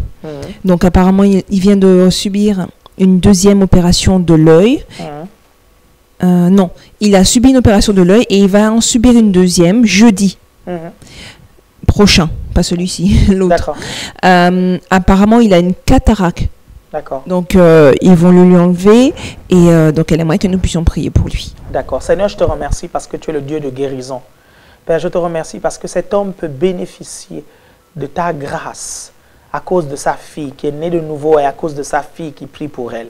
Père, nous venons nous unir à notre sœur pour réclamer la guérison totale de son père. Je te remercie, Seigneur, parce que je sais qu'il n'y a pas de distance dans le monde spirituel. Là où ce monsieur se trouve, ton esprit peut le toucher. Alléluia. Là où ce monsieur se trouve, ta main peut le toucher. Ta main peut toucher son œil. Père, je viens prier pour la disparition de cette cataracte, oh Dieu. Je prie, Seigneur, qu'un miracle se produise dans la vie de cet homme. Père, que ton nom soit glorifié à travers la guérison de cet homme. Je te remercie, Seigneur, pour tout ce que tu fais dans la vie de ma sœur. Nous te bénissons et nous te rendons toute la gloire.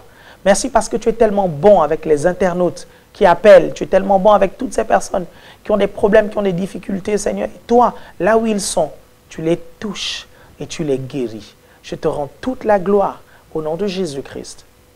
Amen. Oui. Amen. Alors, j'ai une requête de prière de la part de Esmeralda Guangia. Elle aimerait que nous puissions prier pour elle afin qu'elle ait l'assurance de prophétiser sans crainte.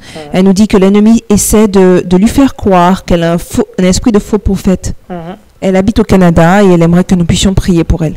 Ok, bon. Généralement, quand quelqu'un dit l'ennemi essaie de lui faire croire qu'elle a un esprit de faux prophète, par expérience, je sais que ce n'est pas le diable qui vient là, qui lui dit non, tu es un faux prophète. Par expérience, je sais qu'il y a des gens, certainement dans son église ou dans son entourage, qui la traitent de fausse prophétesse et qui ne croient pas en ses prophéties ou bien qui se basent sur certaines de ses erreurs prophétiques pour dire que c'est une fausse prophétesse. Généralement, je sais que c'est ça. Tout simplement parce que j'ai déjà subi ça. Je subis ça et je connais des gens aussi qui ont subi ça. Donc, je vais te donner un conseil, ma soeur. Pour les dons spirituels, en fait, lorsque vous les recevez, comment je vais vous expliquer ça? Ils sont un peu bruts. Quand je parle de brut, ce n'est pas la perfection du don qui est remise en cause. Parce que le don, quand le Saint-Esprit vous le donne, en réalité, il est parfait. Mais votre façon d'exercer le don est brute. Au début, quand vous le recevez, vous ne maîtrisez pas encore la chose. Vous ne comprenez pas encore très bien comment ça fonctionne. Il y a des signes que vous n'arrivez pas encore à identifier. Parfois même, lorsque l'onction de ce don-là se manifeste, parfois, vous n'arrivez pas à savoir que là, l'onction est déjà là. Il faut que je fasse comme ceci ou comme cela, en fait. Et ça peut vous amener, en fait, à faire des erreurs. Ces erreurs-là sont tout à fait normales, en fait, dans votre vie chrétienne, dans votre exercice des dons spirituels. Maintenant, il faut avoir des bons leaders. Hein. Un bon leader, c'est celui qui permet que ces brebis, que les personnes qui l'encadrent puissent faire des erreurs. Parce que si les gens ne font pas des erreurs, ils ne vont pas évoluer, surtout lorsqu'ils sont nouvellement convertis ou lorsqu'ils sont nouveaux dans l'exercice des dons. C'est en forgeant qu'on devient forgeron. J'ai l'habitude de raconter cette histoire.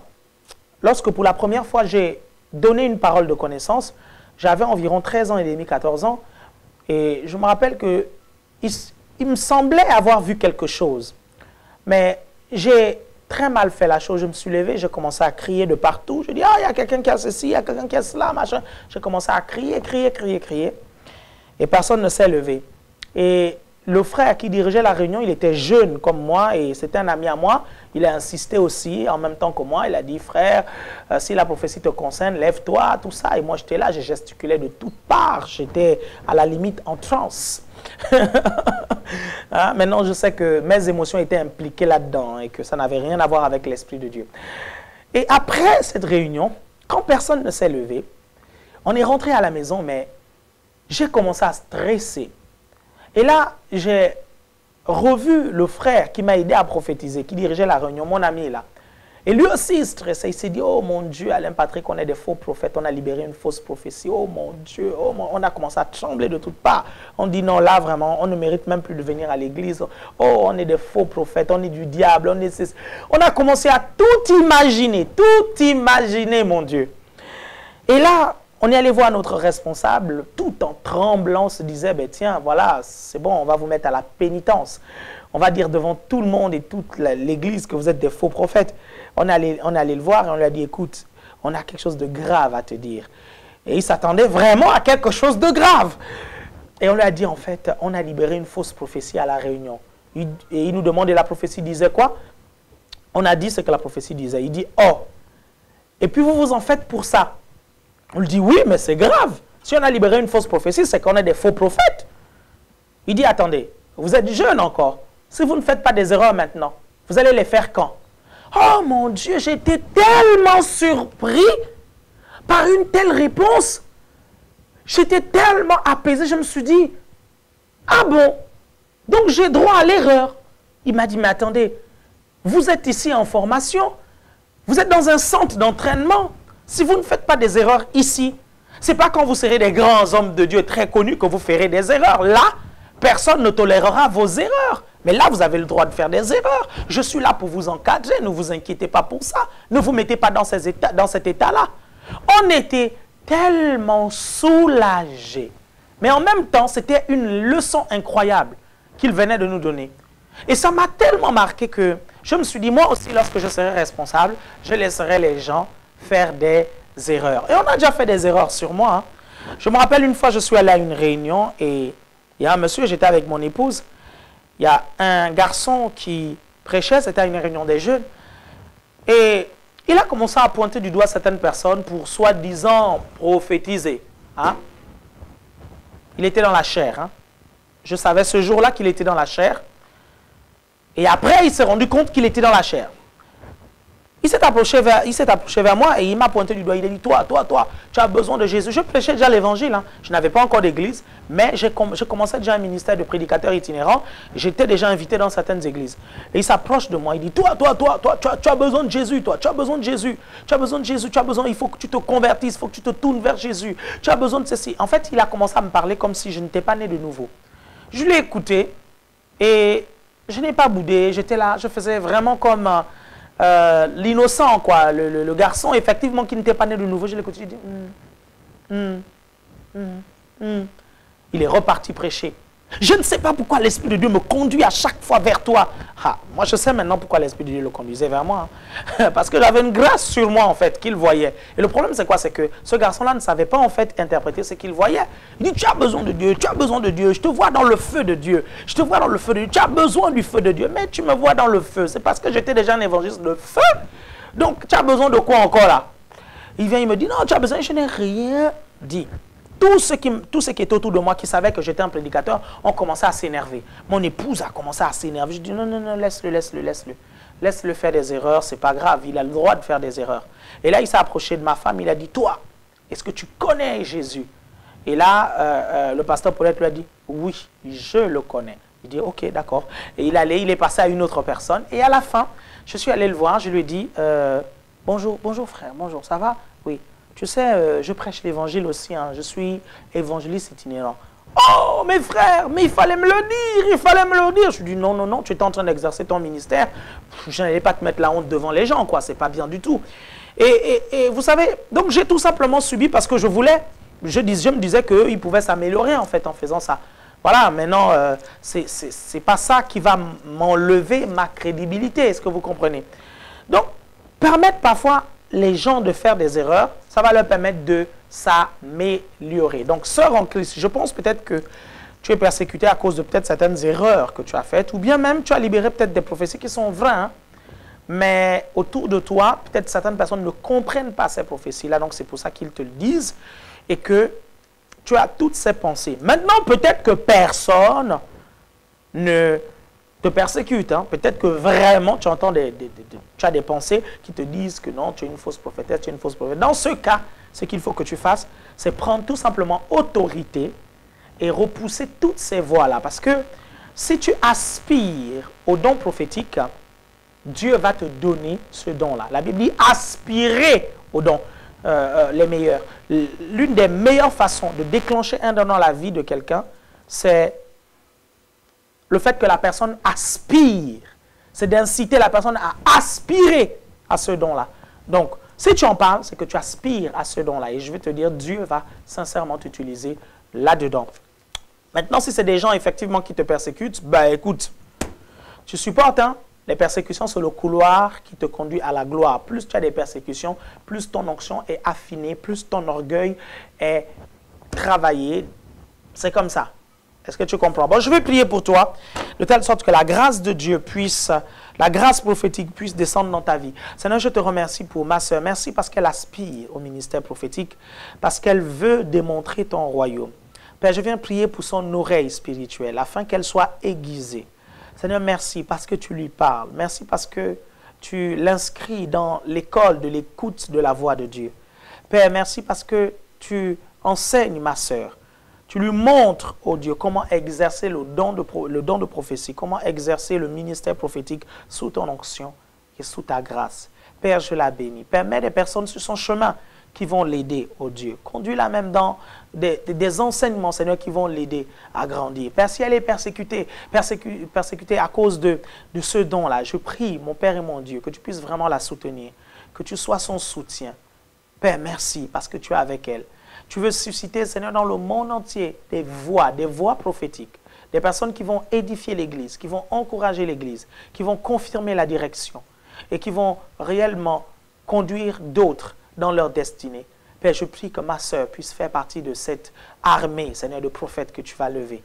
Je la bénis au nom de Jésus-Christ. Amen.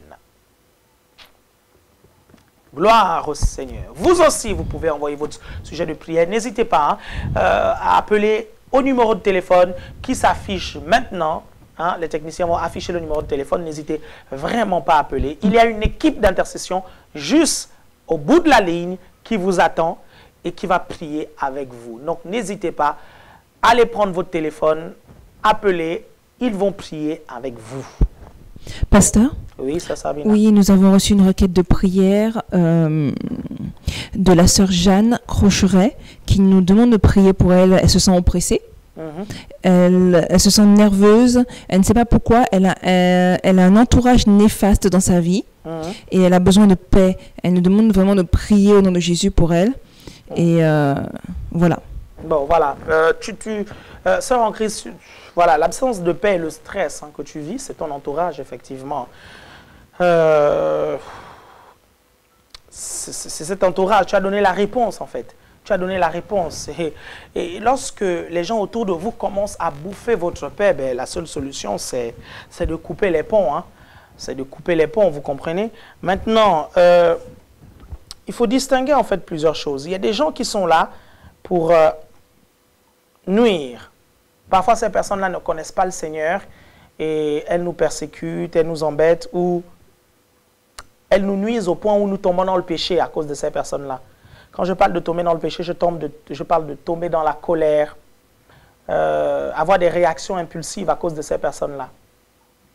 La seule solution, en fait, c'est de les éviter. Si vous êtes dans la même maison, vous les évitez et vous priez pour elles. Si vous n'êtes pas dans la même maison, vous les évitez. Mais priez pour elles. Parce que si, par exemple, ce sont des membres de votre famille, il vous sera difficile de vous en séparer définitivement parce qu'il y a toujours des circonstances dans une famille qui vous permettent d'être ensemble. Donc, la meilleure solution là-dedans, c'est de demander à Dieu de travailler votre cœur et votre caractère et de prier pour ces personnes-là qui nuisent et perturbent votre paix. J'aimerais aussi vous conseiller par rapport à votre paix. Vous savez, la paix que Dieu donne, elle est différente de la paix que le monde donne. C'est pour cela que Jésus a dit, je vous donne ma paix, je vous laisse ma paix. Je ne vous la donne pas comme le monde la donne.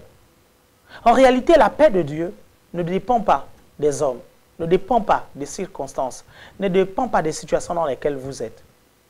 La paix de Dieu est stable. Et c'est vous qui pouvez décider de vivre dans cette paix ou pas. C'est vous qui pouvez le décider. Est-ce que vous comprenez ce que je suis en train de vous dire? Quelle que soit la situation par laquelle vous passez, quelles que soient les nuisances des autres, vous pouvez décider d'être imperturbable et indéstabilisable. Je vous assure, bien-aimés, indéstabilisable. Vous savez ce qu'on a dit de Jésus?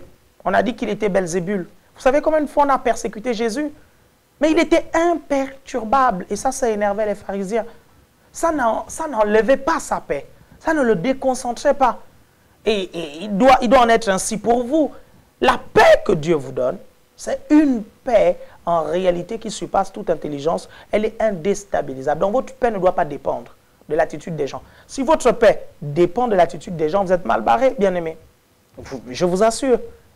La paix est importante dans la vie d'un chrétien. C'est extrêmement important. C'est une notion très, très, très importante. J'espère que le Seigneur me donnera l'occasion de vous enseigner un jour sur la paix de Dieu. Si vous la perdez à cause des gens, à cause des situations, ça va être compliqué pour vous. Voilà. Donc, c'est quelques conseils que j'avais à vous donner ça en question. Mais je vais prier pour vous, de telle sorte que le Seigneur vous donne du discernement et vous donne de la sagesse. Parce que parfois, lorsqu'on vous dit que vous devez vous séparer de certaines personnes, parfois on le fait avec dans un manque total de sagesse. Hein? Et parfois, il y a certaines personnes qui vont se plaindre, qui vont dire, bon, sœur en Christ, je ne dis pas que c'est votre cas, hein, je ne sais pas. Il y a certaines personnes qui vont commencer à se plaindre, qui vont dire, non, il y a des gens qui m'embêtent, ils enlèvent ma paix, ils me disent ceci, ils me disent cela. Parfois, ça a tout un rapport avec notre caractère et notre personnalité. Parce que vous savez, Dieu a deux façons, non, je dirais même trois façons de travailler notre caractère. La première façon, c'est la parole de Dieu. Lorsque nous la lisons et nous la méditons, elle travaille notre caractère lorsqu'on décide de la pratiquer. La deuxième façon, c'est les situations et les circonstances qui vont travailler notre caractère. Parce qu'il y a des situations dans notre vie que nous ne maîtrisons pas. Et nous sommes obligés d'attendre. Nous sommes obligés de patienter. Donc, si nous sommes de nature impatients ou impatiente, eh bien, on est obligé de travailler la patience. Hein, parce que là, on ne maîtrise rien du tout. On est obligé d'attendre que le dossier puisse passer. On est obligé d'attendre qu'on nous donne une réponse. On est obligé d'attendre qu'on nous envoie la lettre. Mais là, on est obligé parce que la situation ne dépend pas de nous. Ça travaille notre caractère et c'est Dieu qui passe par là pour travailler peut-être notre patience. La troisième façon, c'est les autres. Dieu va passer par ceux qui sont autour de vous pour travailler votre caractère. Je vais vous prendre un exemple. Si tout le temps vous avez l'impression que tout le monde vous énerve, c'est que vous avez besoin de faire un travail à ce niveau. Si vous avez l'impression que votre conjoint vous énerve tout le temps, peut-être que vous manquez de patience, peut-être que vous manquez de maîtrise de soi.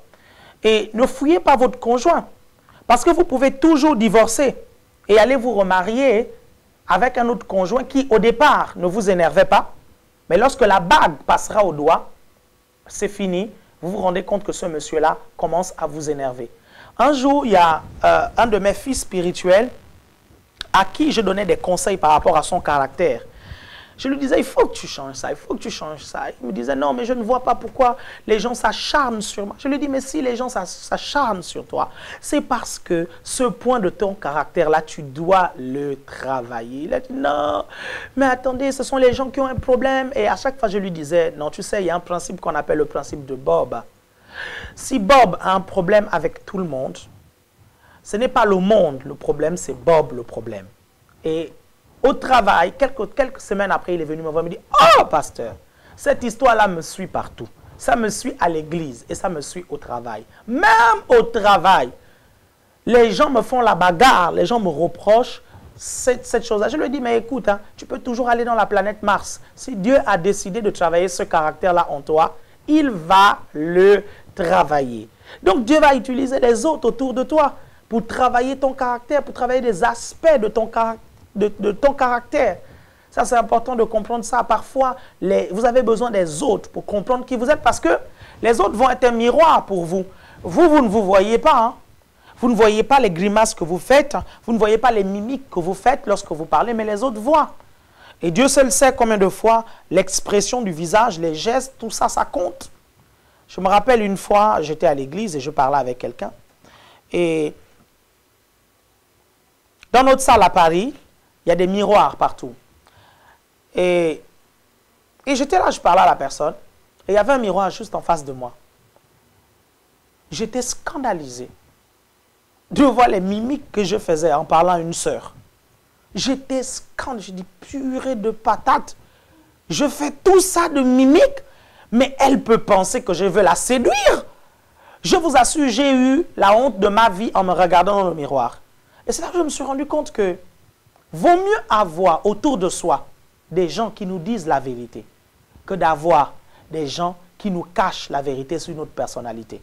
Alors, si les gens te disent tout le temps la vérité sur ta personnalité, ne les en veux pas. Ne dis pas « ils m'énervent » parce qu'ils te rendent service. Les bons amis vont toujours te dire la vérité sur ce que tu es. Les mauvais amis, ils vont te flatter. Est-ce que tu comprends? Je vous ai donné une leçon de vie là. Père, je te remercie pour ma soeur. Merci parce que tu lui donnes la sagesse. Par rapport à ses amis, Seigneur, par rapport à toutes ces personnes. Père, je ne comprends pas très bien ce qui se passe dans sa vie, mais je sais, Seigneur, qu'il y a un problème avec son entourage. Seigneur, je prie que tu mettes la paix entre elle et son entourage. Père, je prie que ta parole puisse travailler le caractère de ma soeur, de telle sorte qu'elle soit capable de supporter son entourage, de telle sorte qu'elle ait la patience de supporter son entourage, de telle sorte qu'elle ait la persévérance, ô Dieu, d'aider ceux qui sont autour d'elle, peut-être à changer. Père, merci parce que tu aimerais nous amener à la stature parfaite de Christ. Seigneur, je crois que ma soeur va vers la stature parfaite de Christ, Père. Merci parce que tu utilises ta parole, tu utilises les situations, tu utilises les gens autour pour travailler son caractère et sa personnalité. Je la bénis au nom de Jésus-Christ. Amen. Alors, pasteur, nous avons reçu une requête de prière qui nous vient des États-Unis, de la sœur Léonie Naudin. Elle aimerait que nous puissions prier pour que sa vie de prière augmente et prendre le temps pour l'écouter. Je pense qu'elle parle du Seigneur dans l'écoute de la parole, je pense. D'accord, que sa vie de prière augmente. Et que, voilà, elle sache écouter la voix de Dieu. En un mot. Ok, très bien. Ok. Pour que ta vie de prière puisse augmenter, il suffit tout simplement de prier. Hein. C'est comme ça, il n'y a pas de secret là-dedans. Plus tu pries, plus ta vie de prière augmente. Plus tu pries, plus ta vie de prière augmente. Au début, tu pries 10 minutes. Après, tu prieras 15 minutes. Après, tu prieras 30 minutes. Après, tu prieras 1 heure. Et il y a quelque chose de particulier avec la présence de Dieu, en fait. Parce que plus vous goûtez à la présence de Dieu, plus vous en voulez, en fait. Je vous assure. Hein. Si vous avez goûté à la présence de Dieu et que vous n'en voulez pas plus, je suis en train de me demander à quelle présence vous avez goûté. Hein. Parce que Moïse a goûté à la présence de Dieu. Il a toujours voulu plus. Il a dit à Dieu, je veux voir ta gloire. Montre-moi ta gloire. Et pourtant, Dieu lui parlait face à face. Hein. Il est dit de Moïse, lorsque je parlerai aux prophètes par des visions, par des rêves, par des voix audibles, mais Moïse, mon serviteur, je lui parlerai face à face. Et je ne parlerai plus comme ça à un autre homme. Il est dit ça de Moïse. Hein. Et Dieu lui parlait face à face. Mais pourtant, il va dire, Seigneur, fais-moi voir ta... Il va vouloir plus de Dieu. Il va vouloir plus. C'est ça la particularité avec la présence de Dieu. C'est que quand vous y goûtez vraiment, vous voulez plus. Et ça vous amène à augmenter votre vie de prière. Je vous assure. Savez-vous qu'il y a des personnes, et ça c'est mon cas en fait, hein, il y a des moments où très souvent, 1 heure de prière, ça ne va pas me suffire. Je vais prier pendant 1 heure, ça ne va pas me suffire. Vous savez, c'est comme l'alcool. Hein? Il y a des gens, ils vont boire un verre d'alcool, ça ne va rien leur faire. Rien du tout. Ils vont boire 2, ça ne va rien faire, ils vont finir une bouteille. Bon, ils vont avoir quelques petits vertiges, mais ils ne vont pas être ivres. Mais vous, si vous prenez un verre, hein, seulement l'odeur, vous êtes complètement ivre. La prière, à un moment donné, il y a des gens, 1 heure, ça ne va plus les suffire. 2 heures, ça ne va plus les suffire. C'est pour ça qu'il y a certaines personnes, vous les voyez, ils sont tout le temps en retraite spirituelle. Il y a certaines personnes, parfois, ils vont avoir une journée dans la semaine où ils ne veulent pas être dérangés toute la journée. Ils sont dans la présence de Dieu. Ou bien s'ils travaillent, quand ils reviennent du travail, toute la soirée, ils sont dans la présence de Dieu. Parce que quand vous goûtez à cette présence, je vous assure, vous en voulez plus. C'est vrai, hein, ce que je suis en train de vous dire. Cette présence, quand vous y goûtez, si vous n'êtes pas encore au niveau où vous avez goûté la présence de Dieu et vous en voulez plus, cherchez Dieu, allez prier bien. Cherchez, dites, Seigneur, je veux vraiment t'expérimenter à un point où je ne peux plus m'en passer.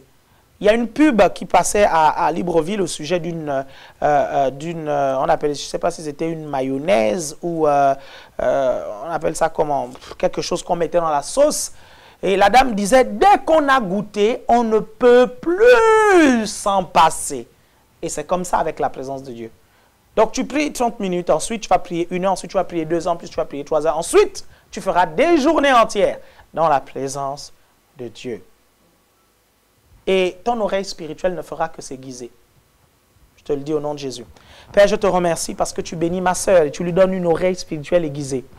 Père, je prie que tu te révèles à elle, oh Dieu, dans ces temps de prière, pour que sa vie de prière augmente, pour que sa vie de prière soit pertinente, oh Dieu. Père, merci parce que tu l'amènes au niveau où elle prie 30 minutes, après elle prie 1 heure, après elle prie 2 heures. Tu l'amènes au niveau où elle prie des journées dans ta présence. Elle passe des journées dans ta présence, oh Dieu. Père, merci. Parce que tu lui donnes le désir de son cœur. Père, tu vois son désir de te connaître. Tu vois son désir de s'approcher de toi. Tu vois son désir de devenir une femme de prière, oh Dieu. Père, toi seul es capable de faire d'elle une femme de prière en déversant dans son esprit la passion pour la prière. Saint-Esprit, met dans son esprit la soif de la prière, oh Dieu. Que lorsqu'elle n'a pas prié, elle ressente véritablement comme une soif et une faim de toi. Je te bénis parce que tu as dit dans ta parole, ce jour-là, vous me chercherez, vous me trouverez parce que vous m'aurez cherché de tout votre cœur. Père, je crois que ma sœur, en envoyant cette requête de prière, elle te cherche de tout son cœur. C'est pourquoi je prie, Seigneur, que tu puisses te révéler à elle. Tu as dit, je me laisserai trouver par toi. Oui, je me laisserai trouver par celui qui me cherche. Je te remercie, Seigneur, parce que tu n'as jamais laissé quelqu'un qui te cherche sans réponse. Merci, Seigneur, parce que tu te révèles à ma sœur. Je la bénis au nom de Jésus-Christ. Amen. Nous avons la requête de prière de Marie-France Dijoux. Elle nous demande de prier pour une de ses amies, je pense qu'il s'appelle Régine, et qui doit faire des examens demain par rapport au cancer du sein, si j'ai bien compris la requête de prière, parce qu'elle nous dit qu'on lui a déjà enlevé un sein et ils ont un doute sur sa santé. C'est pour ça qu'elle va faire des examens et c'est sa belle-sœur. Voilà. Elle cherche Dieu en ce moment et je crois, Marie-France nous dit qu'elle croit que Dieu va la guérir. Père, je viens anéantir la puissance du cancer dans la vie de cette dame, au nom de Jésus. Seigneur, tu es capable de sauver cette dame. Père, tu es capable d'intervenir dans sa vie. Père, je joins ma prière, je m'unis par la foi à ma sœur maintenant qui prie pour son amie. Père, merci, parce que là où elle est, tu la touches. Père, je crois au nom de Jésus que toute cellule cancéreuse disparaît dans le nom puissant de Jésus-Christ de Nazareth. Je te remercie pour ton amour que tu manifestes à l'égard de cette personne qui ne te connaît peut-être pas, Père. Je prie qu'à travers cette guérison, elle puisse véritablement te connaître. Je te bénis et je te rends toute la gloire pour tout ce que tu fais. Au nom de Jésus. Amen. Amen. Nous avons d'autres requêtes de prière. Donc, je ne reconnais pas le drapeau du pays, je suis désolée. Elle est en anglais et c'est Brenda Johnson qui nous écrit. Donc, je pense que c'est un drapeau africain. Elle nous demande de prier pour sa sœur qui a des difficultés financières. Donc, apparemment, elle a un hôtel-restaurant et qui vide actuellement et elle ne sait pas quelle décision prendre, surtout par rapport à la banque. Et elle aimerait que nous puissions prier pour ces difficultés financières de sa sœur. D'accord, ok. La sœur Brenda. Seigneur, merci parce que tu es capable de relever les entreprises de cette dame. Seigneur, tu es le Dieu de miséricorde, tu es le Dieu de faveur. Père, je prie pour ta faveur dans sa vie. Je prie, Seigneur, que tu puisses lui donner la sagesse, Seigneur, de relever ses entreprises. Je prie que ton esprit puisse vraiment lui donner un coup de pouce, oh Dieu. Père, merci pour tout ce que tu fais dans la vie de cette personne. Seigneur, je crois que Seigneur, par cette situation, tu lui permets de vraiment te connaître davantage et de se rapprocher de toi. Merci pour tout ce que tu fais au nom de Jésus-Christ. Amen, amen, amen, amen. Alors, je tiens à m'excuser. Donc, contacté depuis les Bahamas. Donc, elle nous a contactés depuis les Bahamas. Ah, oui. Gloire au Seigneur, c'est bien ça. Voilà, ok. Donc, j'ai reçu d'autres requêtes de prière, donc j'aimerais qu'on puisse continuer. Nous avons encore le temps. On a encore 5 minutes, donc autant en profiter. Donc, c'est la sœur Evelyne qui nous dit qu'elle souffre d'acouphènes depuis 44 ans. D'accord. Donc, elle a des sifflements dans les oreilles, pour ceux qui ne savent pas ce que c'est, oui. Et c'est permanent. Donc, ça la fatigue nerveusement, énormément, en fait, et elle aimerait que le Seigneur puisse la guérir. D'accord. La sœur Evelyne. La sœur Evelyne. Oui. Elle est en France. Oui. D'accord. Alléluia. Seigneur, merci. Père, tu touches l'oreille de ma sœur Evelyne au nom de Jésus. Je te remercie.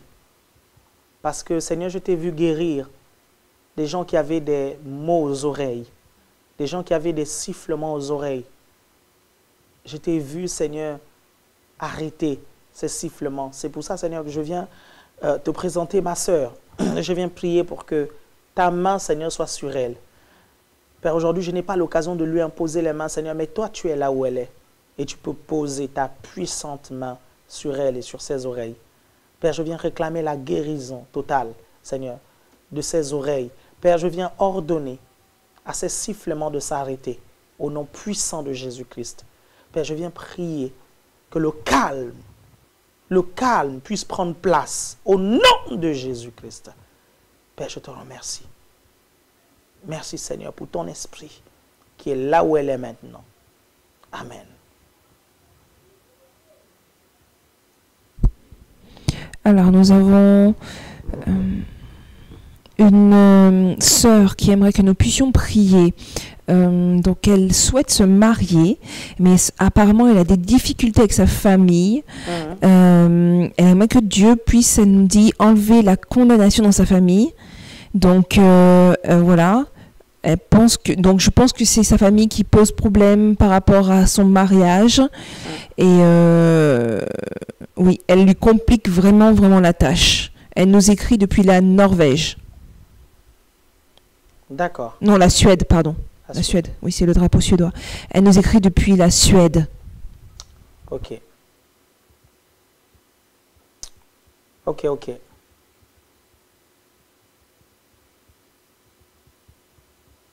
Bon, nous avons déjà eu des situations, des gens qui veulent se marier et la famille bloque, la famille cause des problèmes en fait. Hein, et avant de prier, j'aimerais dire que c'est important de comprendre pourquoi une famille en fait peut s'opposer à un mariage. Bon, la famille peut s'opposer au mariage soit à cause des considérations raciales ou culturelles. Bon, dans ce cas, on doit vraiment s'en tenir à la parole de Dieu. Hein. La Bible dit qu'il n'y a ni grec ni juif désormais. Et en tant que chrétiens, nous ne devons pas du tout marcher dans des considérations raciales ou culturelles. Donc, c'est important. Donc, ces choses-là, vous devez tout simplement les remettre entre les mains de Dieu et puis foncer. Maintenant, parfois, la famille va s'opposer parce que la famille a vu un danger, en fait. A vu un danger. Et lorsque vos parents vous parlent de ce danger-là, il y a deux choses. Soit vous transformez les choses par la prière, soit ce danger est tout simplement une impression et qu'il n'est pas du tout réel. Est-ce que vous suivez? Mais c'est important que vous puissiez vraiment avoir du discernement et demander à Dieu la sagesse. Parce que, vous savez, lorsque vous foncez dans un mariage, hein, vous foncez seul, vous savez. Vous foncez tout seul. Vous ne foncez pas avec votre famille. Hein. Vous êtes à deux, mais chacun d'entre vous, vous êtes seul. Pourquoi? Parce que c'est votre décision à vous. Et vous allez vivre à deux des choses dans le mariage. C'est la raison pour laquelle, parfois, lorsque les gens vous parlent et vous disent des choses, arrêtez-vous un moment et présentez les choses au Seigneur. Regardez, observez, soyez sages. Il y a beaucoup de choses qui ne sont pas fondées, hein, qu'on dit en fait, mais il y a des choses parfois qui sont fondées. Et ces choses qui sont fondées là doivent vous emmener avant le mariage de aider votre fiancé à évoluer en fait. Est-ce que vous comprenez? Je vais prendre un exemple. Si par exemple vos parents disent « Ah ben tiens, ton fiancé là, je ne l'aime pas parce qu'il est impoli. » Je prends un exemple. Il est impoli. Et je ne veux pas que tu te maries avec quelqu'un d'impoli. Et quand vous observez effectivement votre fiancé, c'est vrai qu'il y a des trucs où, il y a des trucs vraiment, ouais, c'est vrai, il est un peu bizarre, quoi. Il parle mal, il ne dit pas trop bonjour. Lorsqu'on lui donne quelque chose, il ne dit pas merci, vous observez, quoi. Vous le comprenez en fait, hein? Il n'y a vraiment pas de souci parce que c'est votre fiancé, vous le comprenez. Quand il agit comme ça, vous savez qu'il ne le fait pas en fait de mauvaise foi en fait, par mauvaise foi en fait. Vous le comprenez. Mais par contre, les autres ne le comprennent pas. Les parents ne le comprennent pas et les parents n'ont pas le temps de l'étudier et les parents n'ont pas le temps de le comprendre. Est-ce que vous suivez? Les parents, c'est la première impression. Dès la première impression, ils y vont. Donc quand ils disent ça, c'est l'occasion de travailler avec votre fiancé, de dire oui, c'est vrai que j'ai remarqué que l'autre fois, on t'a donné quelque chose, tu n'as même pas eu l'occasion de dire merci. Et à chaque fois, tu ne dis pas bonjour. C'est l'occasion de travailler ça avec votre fiancé, de telle sorte que vos parents, en fait, se rendent compte que ce qu'ils pensent de votre fiancé n'est pas du tout fondé, n'est pas vrai. Et j'espère que vous comprenez très bien la nuance, parce que c'est important de comprendre pourquoi des parents s'opposent, par exemple, ou causent des difficultés. Ça peut vous aider. Cette difficulté-là, en fait, peut vous aider à avancer. Vous savez, on purifie l'or par le feu. Hein. On purifie l'or avec le feu. Il n'y a que le feu qui purifie l'or. Vous êtes de l'or et il n'y a que le feu qui peut vous purifier. C'est la raison pour laquelle ce par quoi vous passez, vous ne devez pas mal prendre ça en fait. Parfois, vous devez comprendre que ces situations-là permettent de soit purifier votre relation, soit de purifier vos motivations, soit de travailler même votre orgueil. Est-ce que vous suivez? Donc, analysez bien la situation et priez pour ça. Mais je vais prier pour vous. Le Seigneur va vous aider. Seigneur, je te remercie parce que tu es le Dieu de la famille et tu es celui qui a institué le mariage. Je prie, Seigneur, que tu puisses vraiment éclairer ma sœur par rapport à cette situation. Je prie, Seigneur, que tu puisses donner la sagesse à ma sœur par rapport à cette situation. Je prie, Seigneur, que tu puisses mettre la paix entre elle et sa famille, Père, pour que ce mariage puisse se dérouler dans la paix. Je te remercie, Seigneur, parce que tu as dit dans ta parole que le mariage soit honoré de tous. Et je crois sincèrement, Seigneur, que ce mariage sera honoré de tous. J'appelle la paix, j'appelle l'unité, j'appelle l'entente. Au nom de Jésus-Christ, je chasse les incompréhensions. Dans le nom de Jésus. Et je prie que la compréhension s'installe. Au nom puissant de Jésus-Christ. Amen. Je vous bénis dans le nom de Jésus-Christ. Nous sommes à 1 avenue Jenny tous les dimanches à 10h15. C'est le RER-A, arrêt Nanterre, préfecture. Le dernier dimanche du mois de mars, nous aurons un service de guérison. Le dimanche, toute la journée, nous allons prier pour les malades, nous allons imposer les mains. N'hésitez vraiment pas. Si vous êtes malade, vous avez un parent malade, quelle que soit la maladie, même s'il est question d'une infirmité, amenez cette personne-là. Jésus guérit encore des infirmes. Je vous invite aussi à visiter notre site internet www.alainpatrick.fr et voir un peu tous ces puissants matériaux que nous mettons à votre disposition pour votre croissance spirituelle. J'aimerais vous dire aussi que tous les jours, je poste une vidéo sur mon Facebook, Pasteur Alain Patrick. Et cette vidéo, en fait, vous donne la pensée du jour. Je crois sincèrement que Dieu va vous parler à travers ces vidéos. Donc, chaque jour, il y a un thème qui est abordé pendant 10 minutes. Je vous enseigne la parole et j'exerce mon ministère en votre faveur. Généralement, la vidéo est en ligne. Lorsque vous vous réveillez le matin, elle est déjà en ligne. Ne me demandez pas comment je fais, c'est mon petit secret. Allez tout simplement sur mon Facebook et je ferai tout pour que cette vidéo soit disponible sur mon site www.alainpatrick.fr. Vous avez regardé l'émission Allô, le ciel est ouvert. C'était le pasteur Alain Patrick. Il y avait à la réalisation la sœur Sabrina Samid et le frère Kevin Bami. Il y avait au loin le frère Willingoy et Sophie. Je vous souhaite de passer une agréable soirée dans la présence de Dieu. Je vous dis ciao, bye bye.